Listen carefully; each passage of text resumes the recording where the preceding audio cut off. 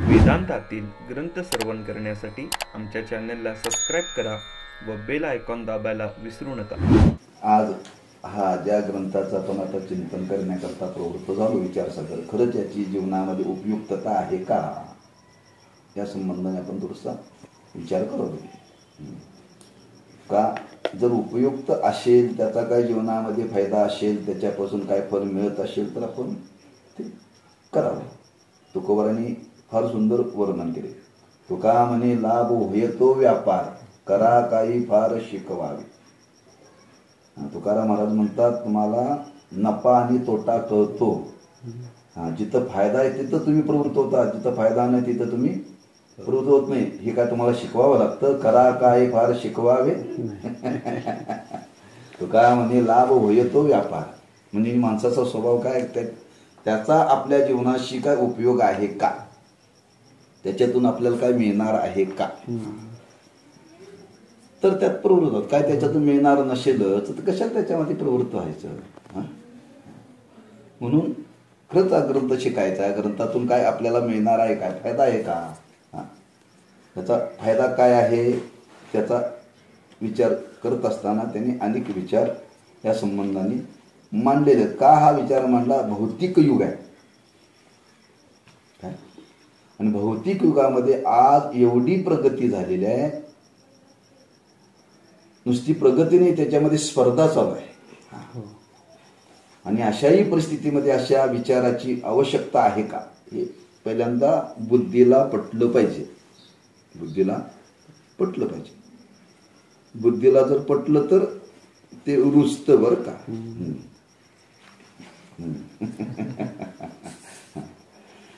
म्हणून हा विचार आपण थोडासा करायला लागलोय.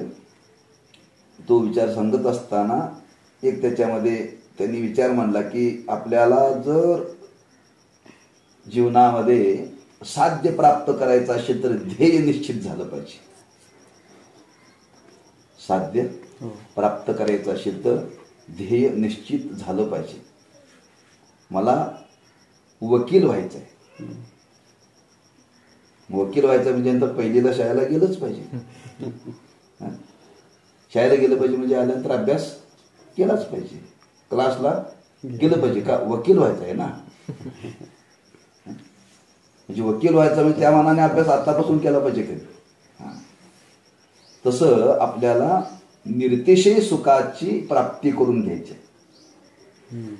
निर्तिशय सुखाची प्राप्ती करून घ्यायची हे जीवनातलं ध्येय ठेवून जर आपण त्याच्यामध्ये प्रवृत्त झालो तर त्याचं साधन नेमकं काय असावं, ध्येयावरून साधनाचा विचार ठरलेला बरं का. म्हणून तो विचार मांडत असताना सांगितलं की एकदा ध्येय निश्चित झालं की साधन त्याच्यावरती निश्चित होतं बरं का. ध्येय निश्चित नसेल तर साधन निश्चित होत नाही. जो तो आपल्या बुद्धीने एक साध्य ठरवितो आणि त्याचा प्राप्तीचा जो उपाय, जे साधन त्यास योग्य वाटेल, जे साधन म्हणून बुद्धीने गृहीत धरलेले असेल त्याच साधनाचा उपायाचा तो अवलंब करतो आणि यावद आयुष्य त्याच साधनात परिश्रमात तो घालवितो. बरेच लोक आपल्या बुद्धीनं साध्य ठरवतात. बुद्धीनं ठरवावं का शास्त्राने सांगितले त्याप्रमाणे ठरवावं. कारण सारासार विचार करून शास्त्राने मानवी जीवनाचं अंतिम साध्य काय हा विचार त्यांनी केलेला आहे. आपल्या बुद्धीनं साध्य ठरवून माणसं ठरवतात. जो ज्याला जे वाटतं ते साध्य ठरवतो आणि ते साधन आता त्या साध्याप्रमाणे ते साधन निवडतो आणि निवडतो त्याच्यामध्ये प्रवृत्त होतो. एवढा प्रवृत्त हो, इतका काळ जातो हाताला काहीच लागत नाही. म्हणजे बराच काळ त्याच्यामध्ये जातोय, बराच त्यात काळ जातोय का. कित्येक वेळा असाध्य चुकीची असते. साध्य चुकीची असताना तुम्ही त्या मार्गाने जर चालला तर तुम्हाला ते साधन ते करून पत्रामध्ये काही फल मिळणार नाही, काही मिळणार नाही. लक्षात ठेवा. त्याला नेहमी उदाहरण आम्ही देतो. एकाला पेढे खाण्याची इच्छा निर्माण झाली. पेढे खाण्याची इच्छा निर्माण झाली. आता पेढे खाण्याची इच्छा निर्माण झाली, इच्छा चांगली आहे बरं का, इच्छा चांगली आहे. पण तो गेला मिरचीच्या बाजारात. कुठे गेला? मिरचीच्या बाजारात. आता पेढे खाण्याची इच्छा निर्माण झाली, कुठं झालं पाहिजे? मिठाईच्या दुकानात झालं पाहिजे. पण मिरचीच्या बाजारात गेला. मिरचीच्या बाजारात गेल्यानंतर त्याला आता पेढ्याचा स्वाद मिळेल का मिरचीच्या खाटाचा स्वाद मिळेल? नाकातून डोळ्यातून पाणी. एवढं का मिरची बाजारात गेल्यानंतर ती मिरचीचाच खाट हो. इच्छा चांगली आहे, पेढे आणण्याकरता गेलाय, पेढे इच्छा खाण्याची इच्छा झाली, पण गेलाय मिरचीच्या बाजारात. हेच इगड लावायचं. निरतिशय सुखाची इच्छा आहे, पण गेलाय प्रपंचाच्या बाजारात. कुठे गेलाय? प्रपंचाच्या बाजारात. प्रपंचाच्या बाजारात तुम्ही किती जरी काळ घालवला तरी सुख मिळणार आहे का? नाही, शिवायच खावं लागणार आहे. म्हणून कधी कधी साध्य चुकीचे असते, तर कधी कधी साधनही चुकीचे असते, तर कधी कधी अधिकारातही उणीव असते. 3 गोष्टी सांगितल्या. कधी कधी साध्य चुकीचं असतं, तर कधी कधी साधन चुकीचं असतं, तर कधी कधी आपला अधिकारही उणा असतो. हे सगळं जुळावं लागतं. अधिकार नसताना तुम्ही एखादं जर करायला गेला तर होत नाही बरं का. मग सांगतो घडलेलं आता लक्षात ठेवा. आपण यशोधन मालकांचं सांगतो बरं का उदाहरण, की त्यांना MIT ला कॉलेजला घातलं इंजिनिअरिंग करता. महाराज म्हटले त्याला ती झपते का पहिल्यांदा बघा. त्याला ते पहिल्यांदा भरत म्हणले नाही, त्यांची इच्छा आहे. भरत विचार कर बरं का, 4 वेळा मी सांगतो ते. नाही बोले ऐकलं नाही, 4 वेळा नापास झाले. अरे बाबा, किती? हो, पहिल्यांदा नापास झाले. आता महाराज तात्या म्हणतात, ते रागवणार म्हणून ते रात्रीतून बेपत्ता झाले. अरे बाबा. हो, तिकडं मनमाडला पुसावं गेले. पण महाराज फार रागीत ना, पण त्यांच्या विरुद्ध झालं. महाराज म्हणून त्याला हे जपणार नाही, तुम्ही घालू नका. हा, आणि तसंच घडलं बरं का. म्हणजे भारत तुला सांगत होतो, तू ऐकला नाहीस. असं झालेलं. हा, 4 वेळा नापासून पास झाले पास. मग मला तात्पर्य त्यातलं एवढेच घ्यायचं, म्हणजे तुम्हाला हे घडलेला प्रसंग सांगितलं. बरोबर. अशी कितीतरी जगात आहेत. म्हणजे अधिकाराचं ऊन आपल्याला त्यात ते झेपत नाही, आपला त्यात अधिकार नाही. अधिकार नसेल तरी ते आपल्याला प्राप्त होत नाही. साधन चुकीचं असेल तरी प्राप्त होत नाही, आणि साध्यही चुकीचं असेल तरी प्राप्त होत नाही. म्हणजे साध्यही योग्य पाहिजे, साधनही योग्य पाहिजे, आणि आपला अधिकार त्यातला योग्य पाहिजे बरं का.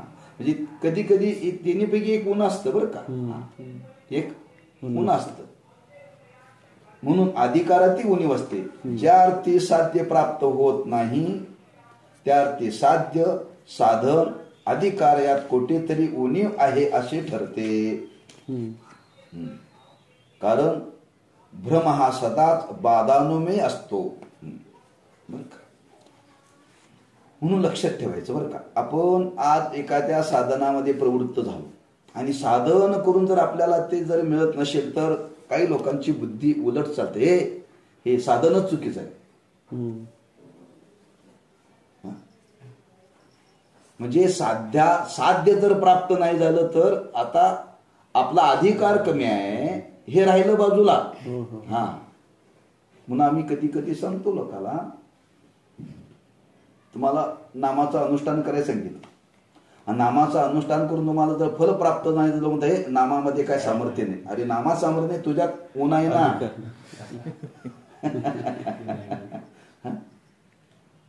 आपलं ऊन आहे बाजूला माणसं ठेवतात, आणि तिथं ऊन काढतात माणसं, काय काय माणसं. त्या विनाकरणा भ्रम निर्माण, तिथं हा भ्रम सदाच बाधानोही असतो बरं का. जे आपण काय करतो पहिल्यांदा हे आपल्याला कळलं पाहिजे, आपली त्यात योग्यता आहे का, ह्या 3 गोष्टी आपल्याला ज्या अर्थी साध्य साधन अधिकार्यात कोठेतरी उणीव आहे असे ठरते, कारण भ्रम हा सदाच बाधानो मी असतो. म्हणजे विनाकारण त्या साधनाविषयी काहीतरी भ्रम निर्माण होतो आणि तो चुकीचा आहे बरं का. हा, मग त्याचा विचार आपण केला पाहिजे. आपण एवढं करून ज्या अर्थी यात यश येत नाही त्या अर्थी आपल्यात काहीतरी कमी आहे. हे कळालं पाहिजे त्याचं त्याला कळालं पाहिजे. त्याचं त्याला कळालं नाही तर दुसऱ्याला विचारावं. मग माणसं कसे आहेत, अज्ञान झाकून ठेवतात. हा, अज्ञान माणसांनी कबूल करावं का ते घातक आहे बरं का. ते अज्ञान झाकून ठेवू नये. आपल्याला नाही कळत तर दुसऱ्या त्याला होते. आपण जर दुसऱ्याला विचारायला गेलो तर आपली कमीपणा दिसतो. पण तो झालेला फार चांगला. पुढं सुधारणा होईल. हो, पुढं सुधारणा होईल. म्हणून असं त्यात मध्ये राहिलो तर आपल्याला आपला अधिक त्या साधनेमध्ये प्रतिबंध येत राहतात बरं का. म्हणून 3 गोष्टीचा विचार केला पाहिजे. काय केला पाहिजे, साध्य योग्य आहे का, साधन योग्य आहे का, आणि आपला त्याच्यामध्ये अधिकार आहे का. आणि हे न विचार करता तुम्ही जर त्याच्यामध्ये प्रवृत्त झाला आणि काय तुम्हाला यश येण्यानंतर विनाकारण नसलेला भ्रम निर्माण होतो आणि तो भ्रमच तुम्हाला अधिक प्रतिबंधक आहे, बाधा करतो. म्हणून हा विचार करून त्याच्यामध्ये प्रवृत्त व्हा. म्हणून साध्य अचूक असले तर साधनाचा भ्रम असतो, आणि कधी कधी प्रमेय व साध्य अचूक असते. साध्य अचूक असले तर साधनाचा भ्रम असतो, आणि कधी कधी प्रमेय व साध्य अचूक असते. प्रमाणादी साधन सामग्री निर्दुष्ट असते, पण साध्य प्राप्त होत नाही. मग अधिकारी जो जीव त्याची ठिकाणी काहीतरी अधिकारदृष्ट्या उणीव आहे असे ठरते. काय सांगितलं वाक्य त्यांनी,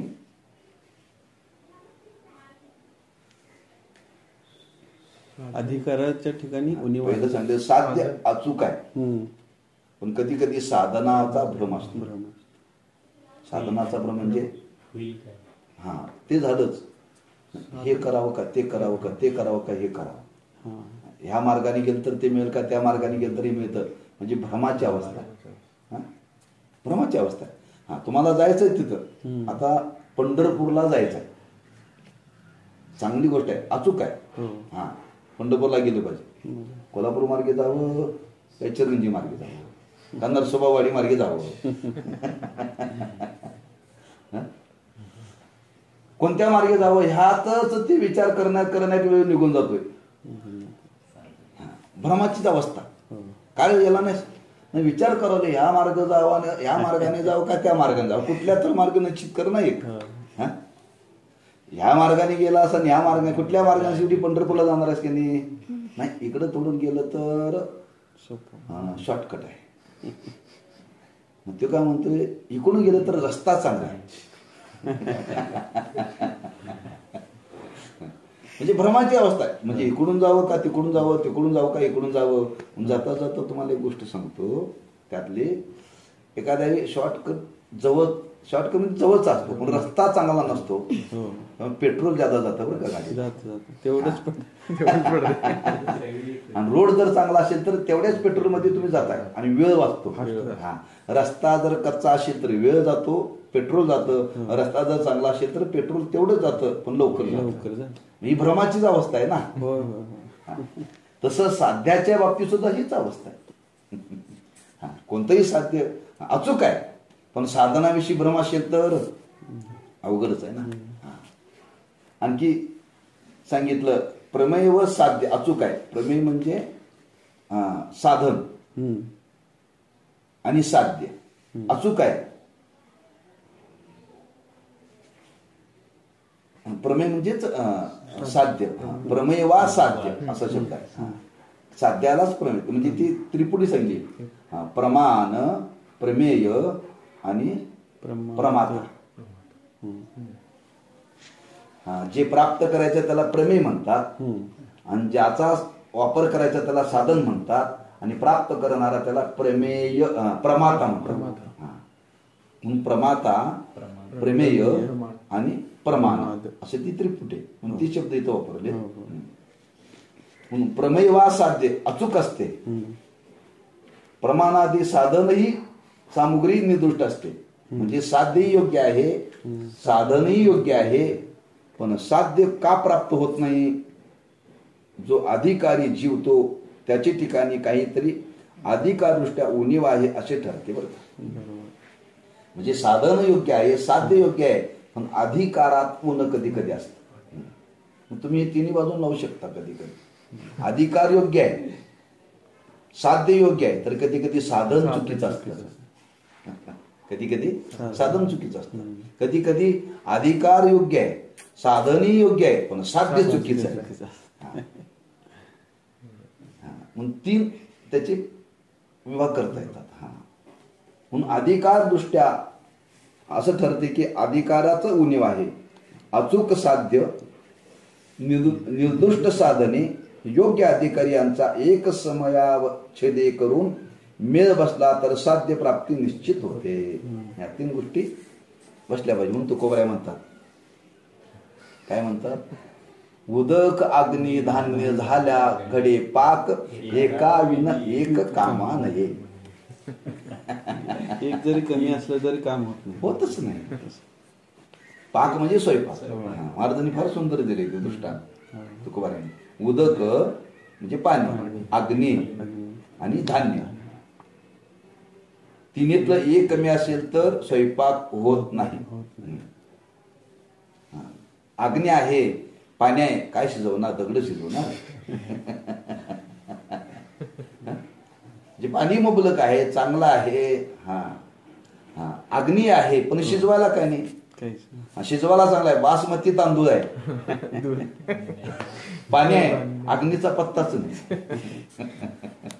अग्नीचा पत्ताच नाही. अग्नी आहे, तांदूळ आहे, पण पाणीच नाही. एका विन एक कामा नाही. तिन्ही लागतं. तसं साध्यही अचूक पाहिजे, साधनही अचूक पाहिजे, आणि अधिकारी अचूक पाहिजे. याचा मेळ बसला तर आपल्याला आपली साधना पूर्णत्वाला जाते. म्हणून साध्य प्राप्ती निश्चित होते. या तिन्हीचा मेळ बसला पाहिजे. मानव हा आपल्या परीने योग्यायोग्य ज्ञान संपादन करण्याचा वा शुभाशुभ मिश्र कर्म करण्याचा प्रयत्न करीत असल्याचे आढळात येते. बर का? आपल्या आपल्या परीने माणसं योग्य अयोग्य काय त्याच्या बुद्धीला धरून काही माणसं ज्ञान संपादन करण्याकरता प्रवृत्त होतात. काही शुभ कर्म, काही अशुभ कर्म, काही मिश्र कर्म.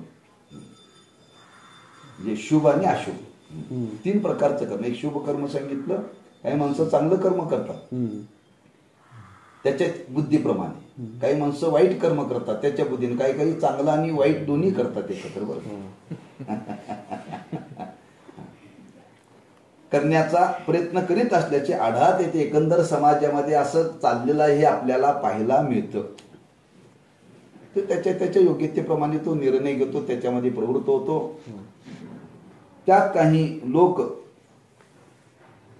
प्राप्त दुःख निवृत्तीसाठी प्रयत्न करत असतात. म्हणजे रोजचा एकंदर माणसाचा व्यवहार कसा चाललाय तो विचार मांडलाय बरं का.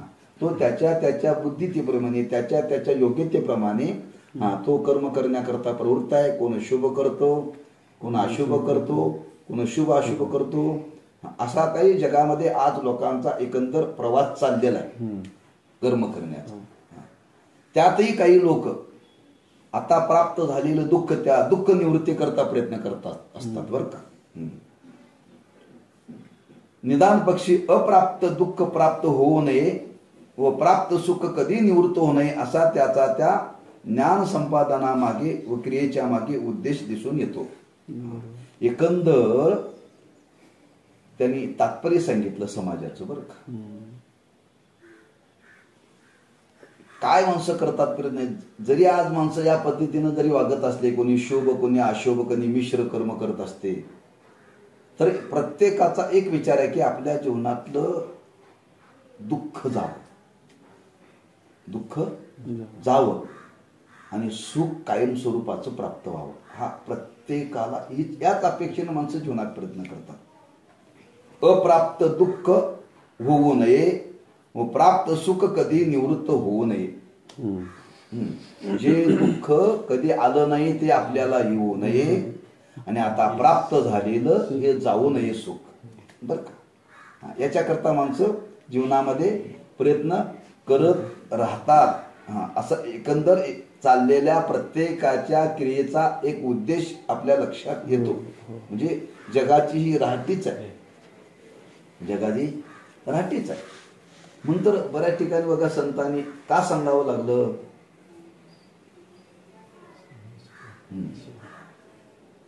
तुकोबारांनी संतांनी समाजाची परिस्थिती पाहिल्यानंतर सांगितलं, बाबा तुम्ही सुखाचा शोध घेताय ना, सुख पाहिजे तुम्हाला, या पंढरपूरला जा, तुम्हाला सुख मिळेल.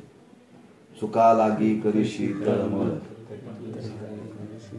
ते त्यांना वाटलं म्हणून त्यांनी सांगितलं का, जगाकडे पाहून सांगितलं, हा सुखाकरता धडपड करतोय, हा सुखाकरता धडपड करतोय.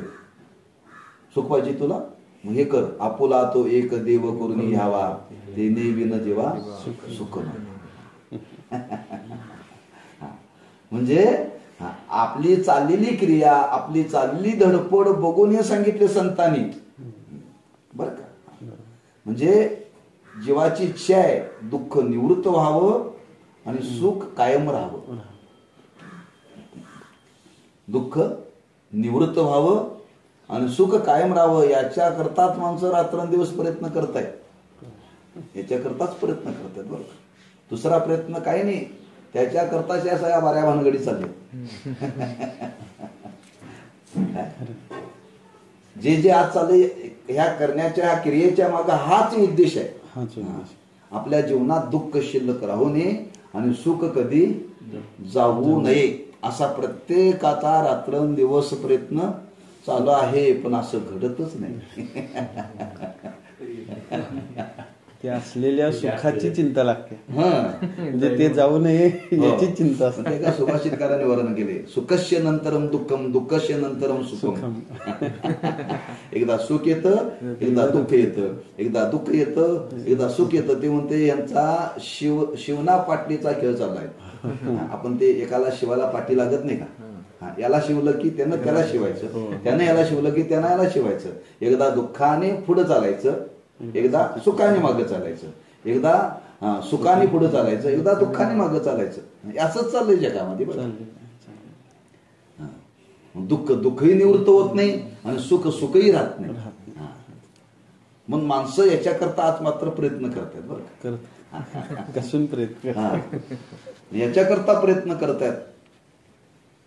निदान पक्षी अप्राप्त दुःख प्राप्त होऊ नये व प्राप्त सुख कधी निवृत्त होऊ नये, असा त्यांचा त्या ज्ञान संपादनामागे व क्रियांच्या मागे उद्देश ठेवून येतो. पण सकल दुःख निवृत्तीपूर्वक नित्य सुख प्राप्त झाल्याचे कोठेही दिसून येत नाही.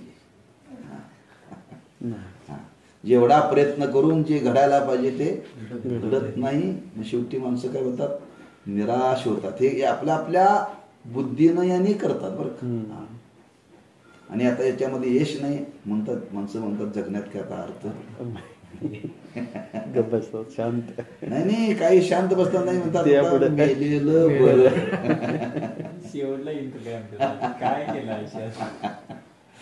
शेवटी मेलेलं बरं. शेवटी माणसं जीवन संपवतात. जीवन संपलं म्हणजे लोकांना वाटतं दुःख संपलं, दुःख संपलं आणि वाढलं, दुःख वाढलं. म्हणजे किती अपूर्णता बुद्धीची आहे. पहा, म्हणजे स्वतःच ठरवते हा पडतं आणि दुःखात पडते. म्हणजे स्वतःच्याच बुद्धीनं निर्णय केला जातो. शेवटी प्रयत्न करून त्याला यश येत नाही. यश येत नाही म्हणून तो तुकोबारांनी वर्णन केले. प्रत्येक गोष्टीला संतांचं प्रमाण सापडते. बरं का, तुकाराम महाराज म्हणतात, सुख पाहता जवा पाडे दुःख पर्वता एवढे, धरी धरी आठवण माने संतांचे वचन. अरे जे संतांनी सांगितले ते ऐक. उगाच तू त्या विषयात सुख आहे असं समजून त्या विषयाच्या माग लागू नकोस. धरी धरी आठवण. आम्ही सांगतो, आम्ही लग्न केल्या तर तू करू नकोस असं तुम्ही केलं ना आम्हाला नको म्हणता. तुम्ही काय केला सा शेवटी करतोय, लग्न होतंय, मुलं होतात, नंतर त्याला आंबवते, महाराज खरंच तुम्ही सांगतो हेच बरोबर आहे, धरी धरी आठवण. आता आठवण करून काय उपयोग. म्हणून आमचा ते मित्र म्हणतोय हे संसार म्हणजे गोबर गॅसचा खड्डा आहे, एक पाय काढला की दुसरा अडकतोय, दुसरा काढला की पुन्हा तिसरा अडकतोय, ते निघतच नाही, जे गुंतागुंतच आहे. म्हणून एकंदर अशी जगतामध्ये आज प्रयत्न करून सुद्धा त्याच्या जीवनातलं दुःख कायमचं जात नाही व नित्य सुख प्राप्त झाल्यास कोणालाही पाहण्यामध्ये येत नाही. उलट सर्वांच्या वस्तुस्थितीचा विचार केला तर सर्वत्रच रच्या पुढे ड चाच अनुभव असल्याची दिसून येते. म्हणजे एकंदरी समाजाची परिस्थिती म्हणल्यानंतर रच्या पुढे टच हो, म्हणजे रडा गाण्याशिवाय दुसरं काही नाही. म्हणजे असं एकंदर हे वास्तवता आहे, ही परिस्थिती आहे समाजाची बरं का. हा, ह्या परिस्थितीला धरून हे बोललेलं आहे, हे नकली नाही बोलणं, हे कृत्रिम नाही बोलणं, लक्षात ठेवा. म्हणून कीर्तनामध्ये जे असतं ते वास्तवतेला धरून सांगावं, वास्तवतेला धरून सांगावं. वास्तवतेला धरून सांगलं की माणसाला ते पटतं. मग काही लोक वास्तवतेला धरून सांगत नाहीत, माणसं 2 तास मनोरंजनामध्ये घालवतात. ते म्हणजे महाराज काय पटलं नाही, पण 2 तास कसे गेले कळाले गेले. म्हणजे मनोरंजनाचा फायदा काय, 2 तास कसे गेले कळाले नाहीत. तुम्ही सांगितलेलं कळतं पण ते शिरत. म्हणजे संतांनी जे सांगितलं ते वास्तवतेला धरून सगळं सांगितलेलं आहे. म्हणून जो शास्त्राचा विचार आहे हा तो काय काल्पनिक नाहीये. आम्ही ज्या अवस्थेमध्ये आज जगतोय, ज्या भावनेनं आम्ही तुम्ही जगतोय, त्या भावनेचा, त्या अवस्थेचा, त्या परिस्थितीचा संतांनी विचार करून ही जगाच्या समोर दुकान मांडले बरं का. दाताला दुकान. दुकानदार दुकान का घालतात, लोकांना अशी कपडे लागतात तशी कपडे ती दुकानात ठेवतात. त्याच्या मापाचं नाही मिळालं तर ते कागलला जात आहे, कागलला नाही मिळालं तर कोल्हापूरला जाते. का एका मापाची कपडे दुकानात नसतात. पण संतांच्या दुकानात मात्र सगळ्यांचं माप एकच आहे. सगळ्यांना काय पाहिजे, सुख पाहिजे, त्यांनी दुसरीकडे जातच नाही. म्हणजे त्यांनी व्यवस्था करून ठेवलेली आहे. म्हणून हा परिस्थितीचा विचार करून त्यांनी हा विचार मांडलेला आहे. रच्या पुढे डचाच अनुभव असल्याशी दिसून येते. त्या एकंदर स्थितीवरून अशी निश्चित करता येईल की वैषयिक भोगाविना भोगनिरपेक्ष सात्विक रम्य समाधानाचा अंतःकरणात आविर्भाव होण्याकरता आध्यात्मिक क्षेत्रात पदार्पण करण्याखेरीज दुसरा कोणताही निश्चयाने फलद्रूप होईल असा उपायच नाही. समाधान पाहिजे असलं तर हो, कुठेही आता 2 तास दिवसभर काम केलं, 2 तास संध्याकाळी केलं, पाक ते हे निघून जात. म्हणून शेवटी निर्णय केला, तुम्ही कितीही भोग बघा. म्हणून आपण चिंतन करतो नेहमी, काही लोकांनी या लोकातले विषय भोगले, भोगून समाधान झालं नाही, त्यांना वाटलं वर फार चांगले स्वर्गात. काय स्वर्गात गेले का इथल्यापेक्षा दिव्य, तिथलेही भोगले आणि तिथले भोगल्यानंतर लक्षात आलं इथंही समाधान नाही. त्यांना वाटलं मग कुठं आता समाधान आहे, त्यांच्या लक्षात आलं परमार्थातच समाधान आहे. म्हणून स्वर्गीचे अमर इच्छित राहते देवा, मृत्यू लोकी व्हावा जन्म व्हावा. हे तुला जर आधी कळालं असतं तर कशाला फेरा पडला असता. पण ते ठेच लागल्याशिवाय माणसं जागी होत नाही. म्हणजे फिरून फिरून फिरून माणसं पुन्हा तिथंच येतात. त्याला कळालं नारायण नामे हो जीवन मुक्त, कीर्तनी अनंत गाऊ घेते, याच्याशिवाय पर्याय नाही. हे आपल्याला प्रत्येकाला मान्य करावं लागेल, बळजबरी नाही बरं का. म्हणजे सगळे भोग भोगून सुद्धा भोगनिरपेक्ष सुख, आनंद, रम्य समाधान त्या विषयाच्या ठिकाणी कुठेही नाही. हे शेवटी अध्यात्माला जे सांगितलेलं आहे ते मान्य करावं लागेल. आणि दुसरा कोणताही निश्चयाने फलद्रूप होईल असा उपायच नाही. म्हणून हिततम परब्रह्म श्रीहरीची आत्मत्वाने प्राप्ती झाली तर सकल दुःखाची निवृत्ती आणि परमानंदाची प्राप्ती होईल असे अध्यात्मशास्त्र सांगते. अध्यात्मशास्त्र काय सांगते? सकल दुःखाची निवृत्ती आणि परमानंदाची प्राप्ती व्हावी असं वाटत असेल तर शब्द इथं महत्वाचा वापरलाय. हिततम परब्रह्म श्रीहरीची आत्मत्वाने प्राप्ती झाली पाहिजे.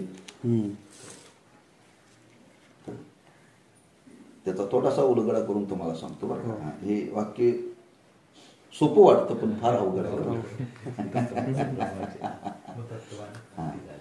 हिततम परब्रह्म श्रीहरीची आत्मत्वाने प्राप्ती झाली तर काय शब्द वापरलाय? हिततम. हिततम म्हणजे हित स्वरूप असलेलं, प्रत्येकाची इच्छा आहे आपलं हित व्हावं. मग कशात हित आहे? हित ते करावे देवाची चिंतन. देवाचं चिंतन करण्याने हित आहे. त्या देवाला प्राप्त करण्यामध्ये हित आहे.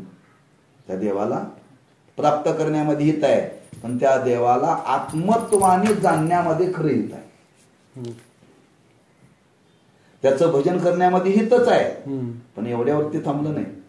त्याला प्राप्त करून घेण्यामध्ये हित आहे, एवढ्यावरती थांबलं नाही. त्याची आत्मत्वाने प्राप्ती झाली पाहिजे. म्हणजे काय?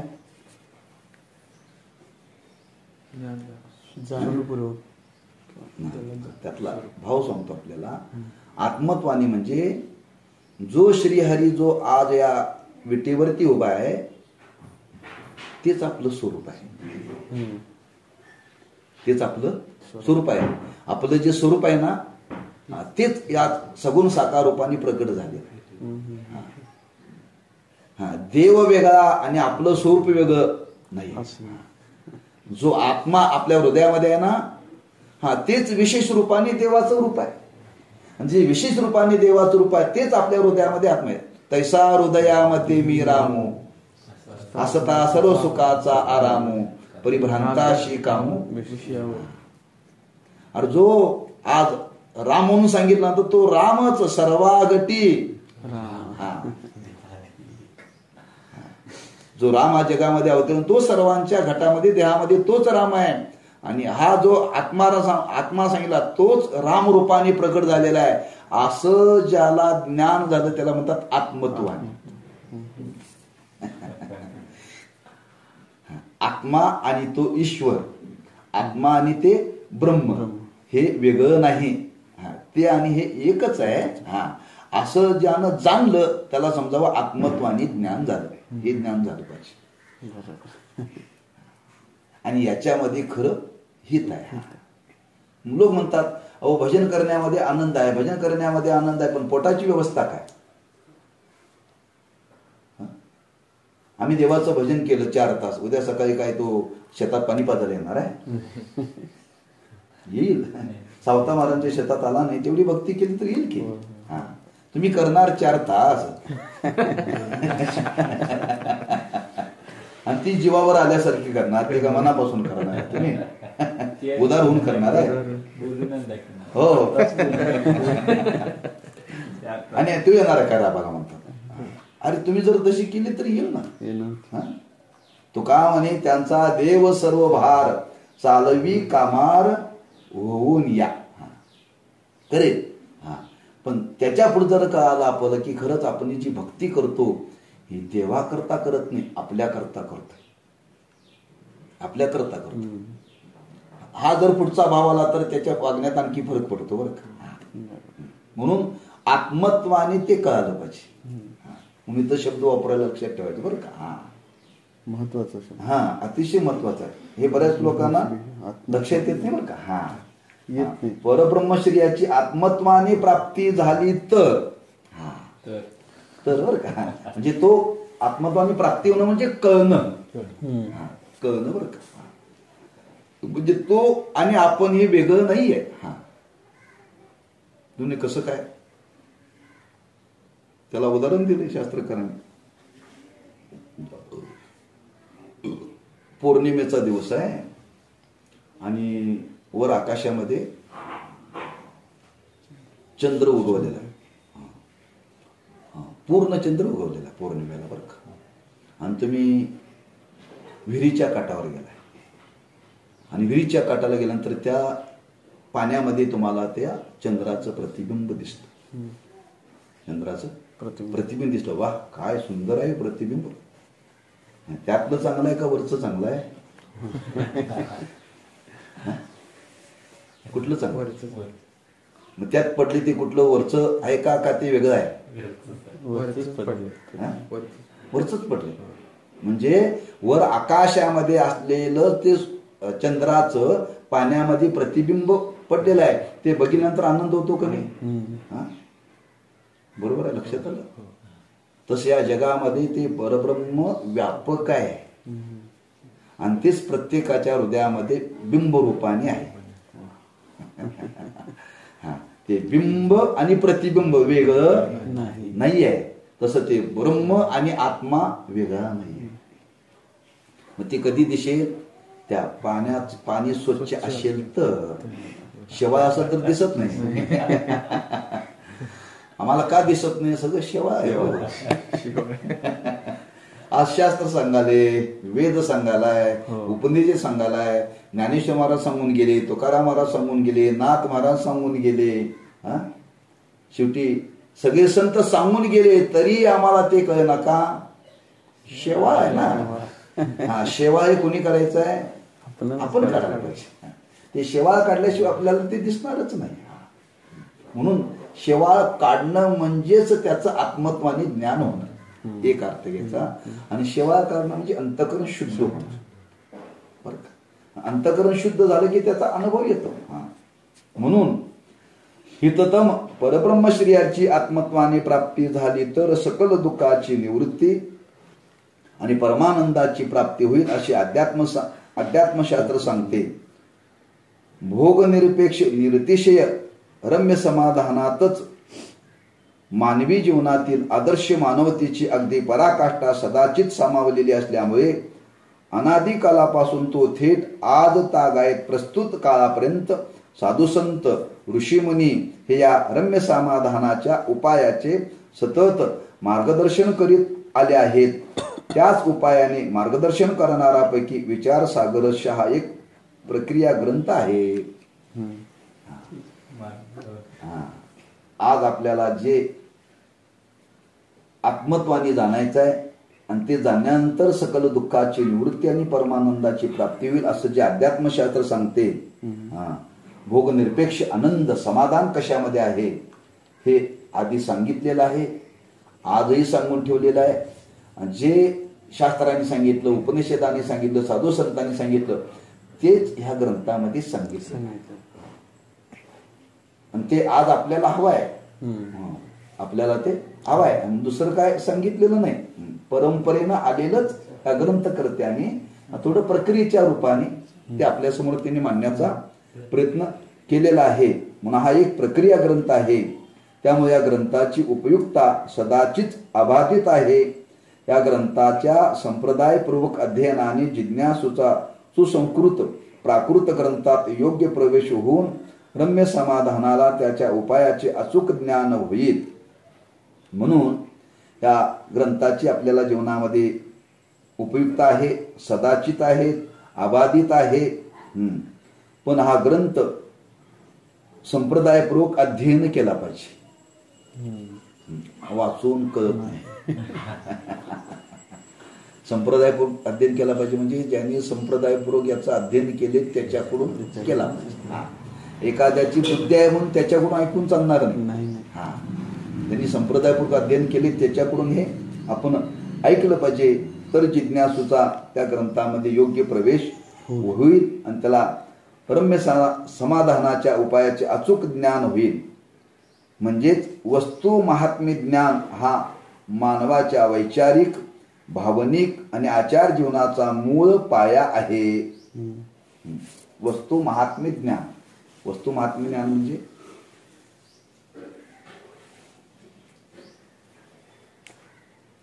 आज माणसाच्या जीवनाचं 3 भाग केले, वैचारिक, भावनिक आणि आचार. बर का? या शरीराची रचना केलेली आहे. बुद्धी ही विचार प्रधान आहे, मन हे भावना प्रधान आहे आणि इंद्रिय क्रिया प्रधान आहेत. बरं का? या तिन्हीचा संबंध या शरीरामध्ये. बरं का? बुद्धीला समाधान कधी होतं? चांगले विचार ऐकायला मिळाले तर. वैचारिक भूक म्हणतात त्याला.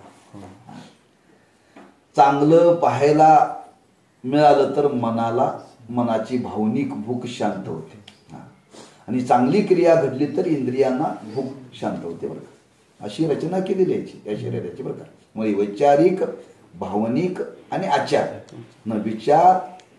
विचार जीवन, भाव जीवन आणि आचार जीवन. पण याच्यामध्ये ती परिपूर्णता येण्याकरता वस्तू महात्म्य ज्ञान, म्हणजे त्या वस्तूचं महात्म्य कळालं पाहिजे.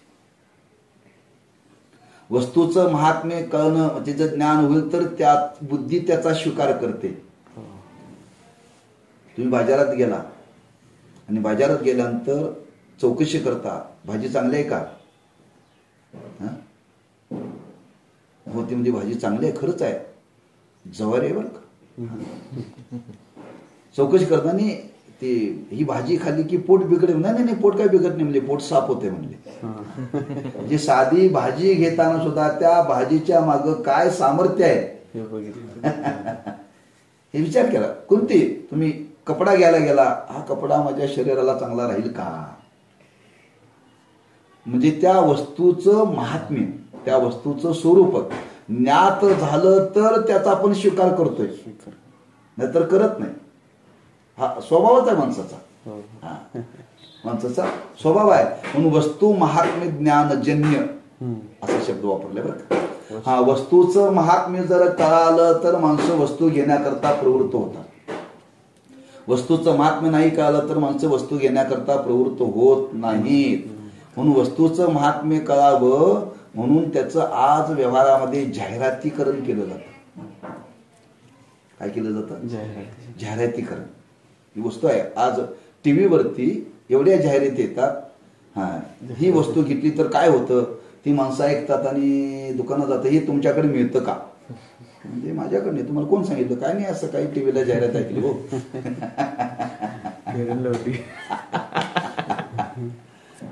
जे वस्तूचं महात्म्य कळालं की, त्या वस्तूचं सामर्थ्य कळालं की माणसं वस्तू घेण्याकरता प्रवृत्त होतात. तसं हा ग्रंथ आहे. हा ग्रंथातून आपल्याला हे मिळणार आहे. हे जर तुम्हाला जर कळालं तर तुमची बुद्धी, तुमचं मन इकडं ओढा होईल बरं का. हे विचाराने पटलं पाहिजे.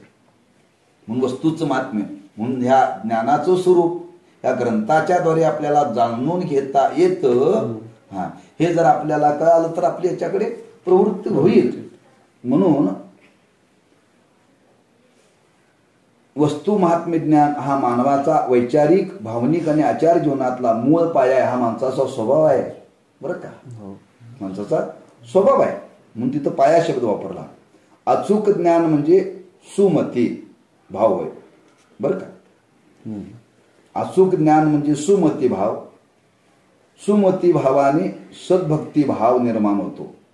सद्भक्ती भाव त्याच्या जोडीला म्हणून सात्विक धृतीभाव असेल तर त्यात वैचारिक क्षेत्रात सत्याची समक्षता लाभते व आचार क्षेत्रात जयाच्या लिले माझी नीती जिया लिदेशे या न्यायाने रुजू वेदनीती संपन्न सदाचार घडतो. धृतीभाव म्हणजे सात्विक अभयवृत्ती होय. दैवी संपत्तीतील अभय हा पहिला वहिला सद्गुण आहे. अतएव उपनिषद वचने व संत वचने आपल्या बुद्धीत प्रकाशित झाली तरच आपले जीवन आदर्श जीवन बनेल, एरवी नाही. आणि उपनिषद वचने अगर संत वचने बुद्धीत समन्वयपूर्वक प्रकाशित होण्यासाठी वेदातील विचारसरणीचे ज्ञान असण्याची आवश्यकता आहे. वेदांताच्या विचारसरणीचे अचूक व परिपूर्ण ज्ञान करून देणारा विचारसागर रहस्य हा ग्रंथ सदाचाच उपयुक्त आहे बरं. म्हणजे आज आपल्याला त्यांनी एक विचार सांगितलेला, फार सुंदर विचार सांगितलाय. अचूक ज्ञान म्हणजे सुमती. अचूक ज्ञान म्हणजे त्या वस्तूचं यथार्थ आपल्याला ज्ञान होणं आणि हे ज्याच्या बुद्धीनं ग्रहण केलं समजावं त्याची सुमती चांगली बरं का. कशाला तरी सुमती चांगली ज्याला योग्य ग्रहण करण्याची शक्ती ज्याच्या बुद्धीमध्ये आहे त्याच बुद्धीला सुमती म्हणावं. म्हणून 9व्या अध्यायामध्ये अधिकार सांगितला सुमनू आणि शुद्धमती अनिंदकू अनन्यगती गौपई तया प्रती सावळी जे सुखे. अर्जुनाने विचारलं देवा हे गुह्य ज्ञान मला सांगण्याकरता का प्रवृत्त झाला तुम्ही इतरांना का सांगितलं नाही. अरे अर्जुना ज्याला सांगायचं ना त्याचं मन शुद्ध पाहिजे त्याची मती चांगली पाहिजे. ही तुझी आहे म्हणून तुला सांगावं. शुद्ध मती तिथे शब्द वापरला. म्हणजे अचूक ग्रहण करण्याची योग्यता ज्याच्या बुद्धीला आहे त्याच बुद्धीला सुमती म्हणावं. काही ग्रहण करलं त्याला पडतंय ती सुमती नव्हे बरं का. ते म्हणते हे चांगलं आहे आणि तेही चांगलं आहे असं नाही. एकच जसं इंद्रियाचं वर्णन केले काही इंद्रियाला जिभेला सवय चांगलं खाण्याची बरं का आणि त्याला जर काही फरक असलं तर ती खाण्याकरता प्रवृत्त होत नाही. लोक म्हणतात त्याची जीभ तिखट आहे बरं जीभ तिखट आहे का त्या जिभेला ती सवय झालेली आहे. जिभेला ती सवय झाली आहे तसं त्या बुद्धीला ते विचारांती पटलेलं आहे. बुद्धीलाही पटलेलं आहे म्हणून तर भगवंतांनी सांगितलं बुद्धी निश्चय आत्मज्ञान ज्याची सुमती आहे ना तो याच्यामध्ये प्रवृत्त होतो आणि तो तसा निश्चय करतो आणि शेवटी त्याला तशी अवस्था प्राप्त होते. हे चित्त सांगितलं. एकदा तुमच्या बुद्धीला अचूक ज्ञान झालं की ती बुद्धी सुमती म्हणून समजावी बरं का. आणि त्या बुद्धीचा हा सुमती भाव आणि सुमती भावाने सद्भक्ती भाव निर्माण होतो. एकदा चांगलं स्वीकारलं की त्याच्यातून सद्भक्ती निर्माण होते. सद्भाव बर का. पहिलं सुमती त्यानंतर सद्भाव आणि त्याच्यानंतर सदाचार. म्हणजे पहिल्यांदा सुमती चांगली बुद्धी ग्रहण करते. चांगली बुद्धीनं ग्रहण केली की त्या चांगल्या मतीमध्ये सद्भाव निर्माण होतो आणि सद्भाव जिथं निर्माण होतं तीच माणसं सदाचार संपन्न वागतात. हेच वर्णन करताना माऊलीने केले आवडी ती वृत्ती किरीटी आधी मनोनेची उटी मग ते वाचा दिटी कराशी ये वाचेची मनेशी नाही ते वाचेशी उमटेल काही. म्हणजे पहिल्यांदा बुद्धीत येतो विचार बुद्धीतून मनात येतो भावनेत येतो आणि भावनेतून क्रियेत येतो. जर तुमच्या बुद्धीतच विचार नसेल तर भावनेत कुठून येईल. भावनेत नसेल तर क्रिया कशी घडेल. आणि क्रिया घडण्याकरता पहिला विचार कुठं आला पाहिजे.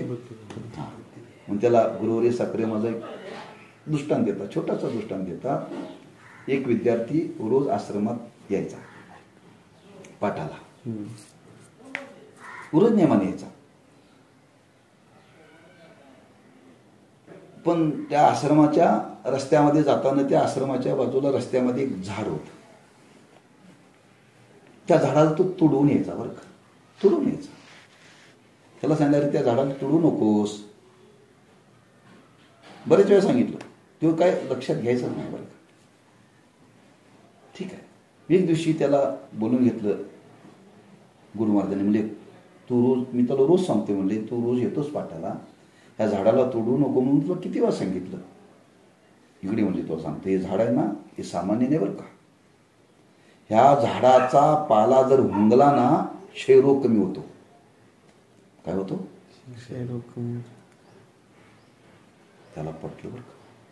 त्यानं काय केलं दुसऱ्या दिवशी त्या झाडाला तुडवलं नाही बरं का. झाडाला तुडवलं नाही. 4 दिवस गेल्यानंतर त्यानं विचार केला हे एवढंच झाड जर जीवनामध्ये उपयोगी आहे आपण ह्या झाडाला वाढवलं पाहिजे. दुसऱ्या दिवशी त्यानं आळं केलं त्याला. आळं केलं त्याला पाणी घालायला सुरुवात केली. ते वाढायला लागलं म्हणजे त्याला कुंपण केलं पाहिजे बरं. पुढचं सांगावं लागलं.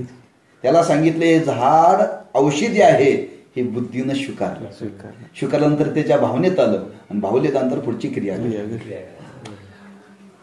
पहिला विचार बुद्धी चांगला यावा लागतो, अचूक ज्ञान, आणि अचूक ज्ञान त्याच्या बुद्धीमध्ये आलं त्याला सुमती भाव म्हणतात. आणि सुमती भाव जिथं आला तिथं सद्भक्ती निर्माण होते, सद्भक्ती जिथं निर्माण होते तिथं सदाचार त्याच्या क्रियेत येतच, आपोआपच येतं, त्याचं जीवन तसं घडतंच. म्हणजे तो तिथपर्यंत जाऊन पोहोचतो, त्याला सत्याची समक्षता लाभते. या जगतामध्ये सत्य काय आहे त्या अनुभवापर्यंत तो पोचतोच, त्या अनुभवापर्यंत तो पोचतोच. आणि हे आपल्या जीवनामध्ये घडावं याच्याकरता असं जर पटलं तर त्याच्या जीवनामध्ये धृती भाव वाढतो, सात्विक भाव वाढतो. पुढचं सांगावं लागत नाही. सात्विक भाव वाढला की धृती भाव वाढतो, म्हणजे धैर्य भाव.